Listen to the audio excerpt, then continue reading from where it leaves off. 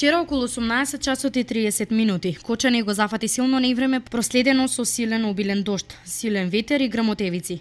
Како последица на силниот ветер, урнати и откорнати се неколку дрвја во индустријскиот и централниот дел на градот. Часот, едно стварно страшно големо невреме, во кое што имаше последици на повеќе места во градот.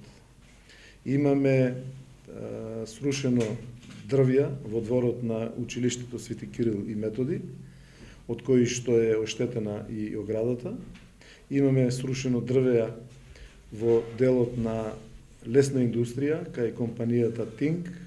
Имаме однесено делови од опремата кај градскиот базен и имаме огромни поројни наноси на неколку места во градот. Територијалната противпожарна единица Кочани, Македонија Пат и комуналното јавно предпријатие Водовод интервенирале за нормализирање на состојбата и отстранување на последиците. Од електричните празнења е настанат прекин на јавното осветлување во делови од селата Мојанци, Тракање, Горни и Долни Подлог и во градот на улиците Скопска, Охридска, Мородвиска епископија и 4-та македонска бригада.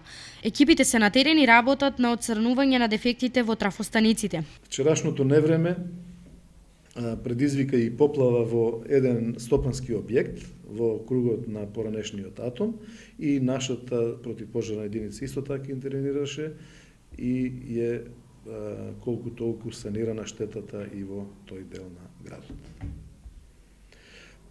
Долгорочно планираме да ги веќе утринава се договоривме да овие насади, овие дрвја кои што се подложни на таквите невремиња во училиштето Свети Кирил и Методи во клонот 3 во детската градинка на Скопска ги отстраниме и ги замениме во текот на наредниот период со нови насади, да не имаме повторно такви, да делуваме превентивно, односно да немаме такви нови штети од невремето со паѓање на дрвата.